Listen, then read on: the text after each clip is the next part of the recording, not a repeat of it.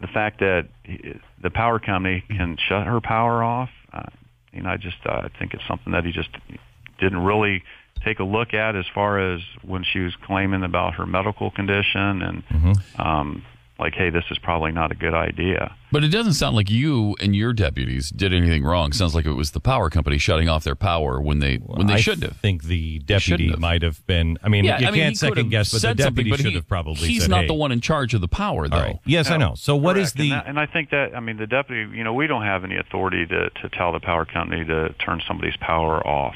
Right. Or leave it on, for that matter. Exactly. Do you? So I think the conversation when he says, "Hey, look, we're going to shut her power off," he's going to be okay.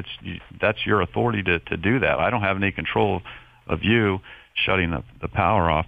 My whole point is just the simple fact that when she's claiming that she has these medical conditions, and just the fact that we're familiar with her. AEP's familiar with her. I'm sure that I didn't speak to them, but I'm sure that it's notated somewhere that this incident happened, and kind of be careful.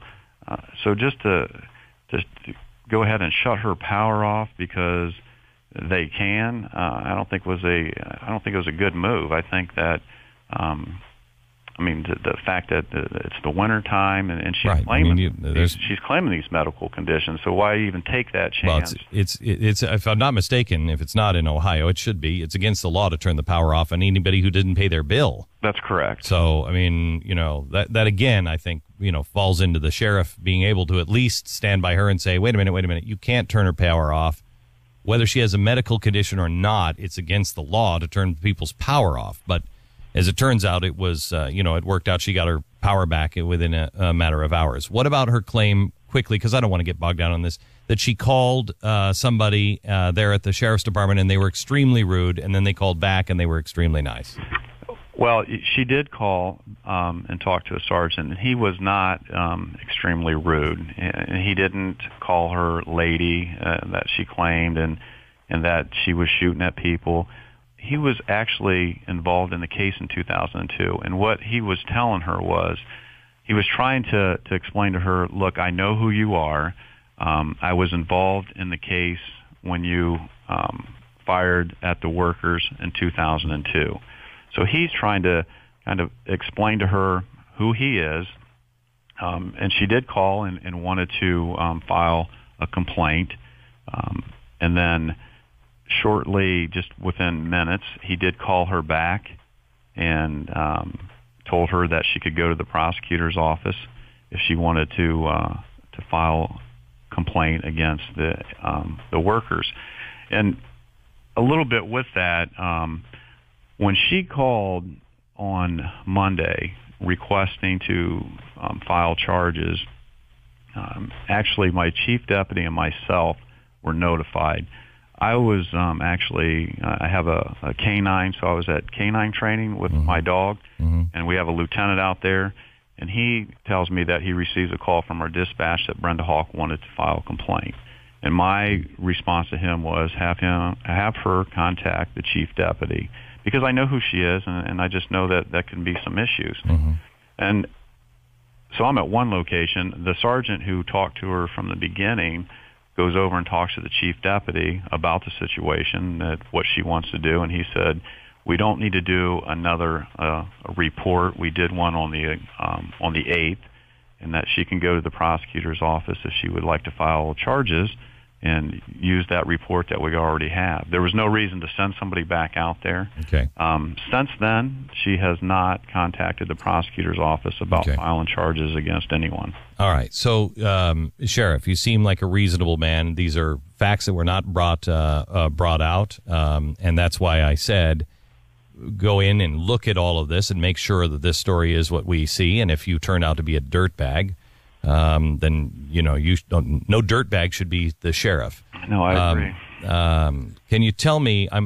Because I am a very big supporter of sheriffs. I've done fundraisers for sheriffs for many years because I believe that they are the closest to the people, and you answer directly to the people. You don't have a system over top of you. You're the man. Absolutely.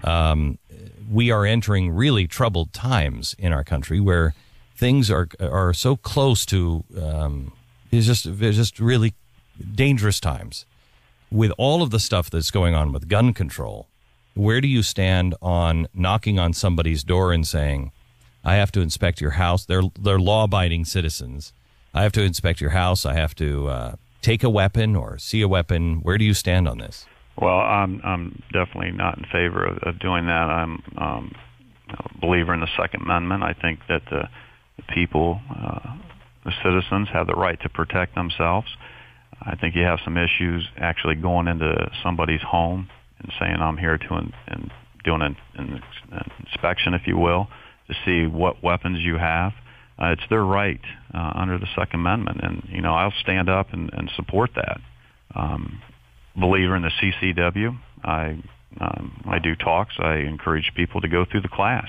I encourage people to go through the class who are, not going to carry. Are not familiar with guns at all. I mean, I try to encourage people to go through that. I'm a big supporter of the CCW. Okay. Sheriff, I thank you very much for clearing this up, and the story is available now, and this audio will also be available on the Blaze. I'm sorry if we have caused you any consternation, but we are looking for the men who will stand, and we are looking for the men who will fold. And you seem to be a guy who is reasonable and will stand. Well, I appreciate that. Thank you very much, sir. The story is available at theblaze.com. You keep presenting this as it was a mistake. I mean, we just reported what she said, her claims, right? Well, I think that we have his claims, and that's the other side of the story. I want to take responsibility for going on the air with her, saying then investigate and take an extra week, investigate and find out. Well, I think I have no problem. We did our part there. We did our part. The reason why she was on was because her power was off.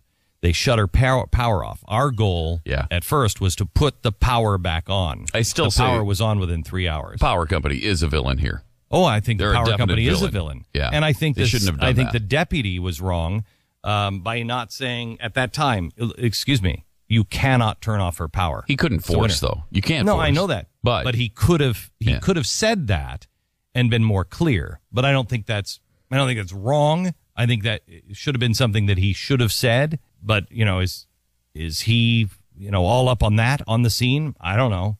I would. He is now, and I think that he could have been stronger on that. The deal is the power was restored. We did our job. The power was restored. She hasn't filed a complaint, and I wanted to make sure because I took a very strong stand on him on the air. It's not the story that I have a problem with. It's me. I took a very strong stand on him, and I said, this guy, according to her, this guy sounds like a real bad guy, and if he is, I'll stand against him. I want to make it very clear. He doesn't seem to be that, so I'm not going to stand against him. If he was, I would. I don't have a problem with the story. I want to make sure that I cleared it up in your mind, because the last time we talked about it, I took a strong stance against the sheriff. I think he's clean. Learn from MSNBC. Just ignore it. And it'll go away. Just edit out his words. Here's our...